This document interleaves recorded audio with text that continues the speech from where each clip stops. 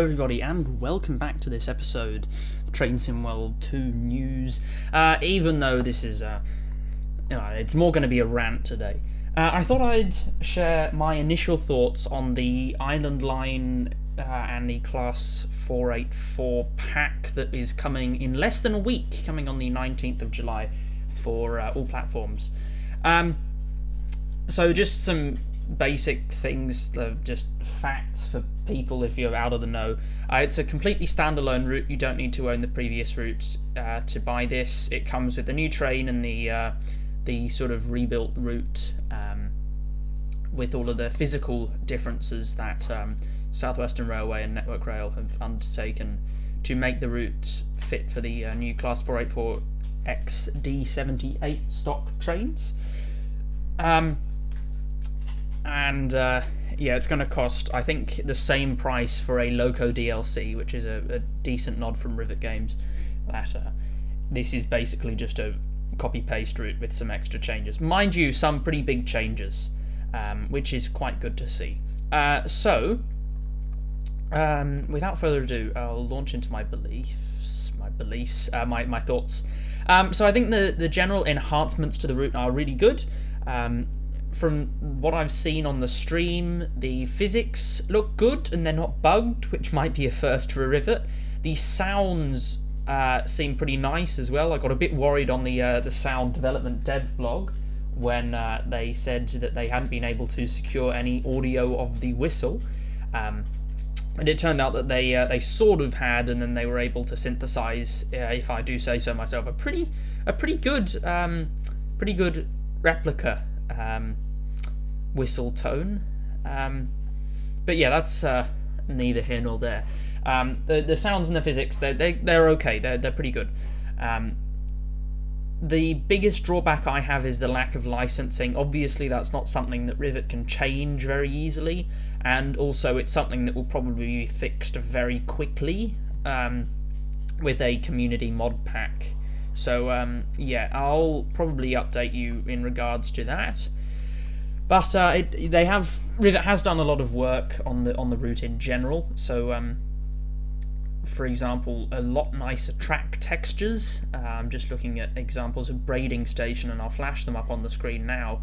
Not only the fact that they've added the passing loop in, but there's slightly nicer track textures. The way the snow falls, it's a little bit more dynamic, and it actually covers the tracks how you would expect. There are also just general texture enhancements and dotted around the route extra assets and things that just make it feel a little bit more alive, such as at St John's Depot.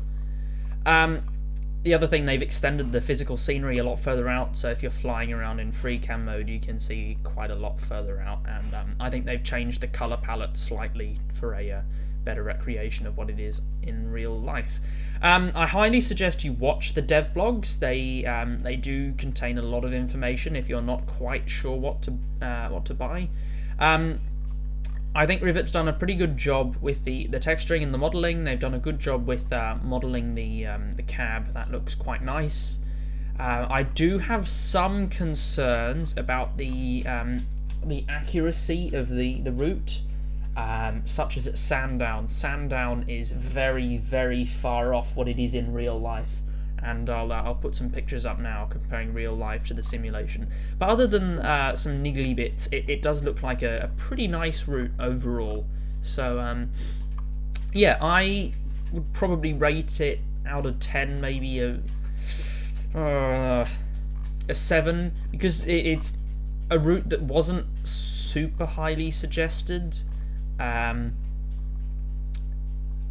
If I got to pick any route in the UK to make, I would pick several others before this one. But it's sort of the way Rivet has actually put some time and effort into this route.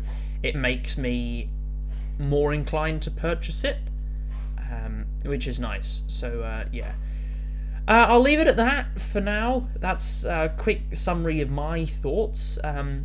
And what do you think of the route? Let me know in the comments. And I'm actually genuinely interested to see what my audience thinks of these things. And I'll finish off with some brief speculation. The way that they've modelled a properly functioning guards panel, which I think is a first for Train Sim World 2. The way they've modelled that, I suspect. Well, I don't suspect anything, but I speculate that that's possibly future-proofing for a potential multiplayer system in Train Sim World 3. So yeah, who knows what's going to happen with regards to that. That's a topic for a whole nother day. And yeah, so that's the end of this video. I hope you've enjoyed it. Please like and subscribe if you have. And yeah, I'll see you next time. Goodbye.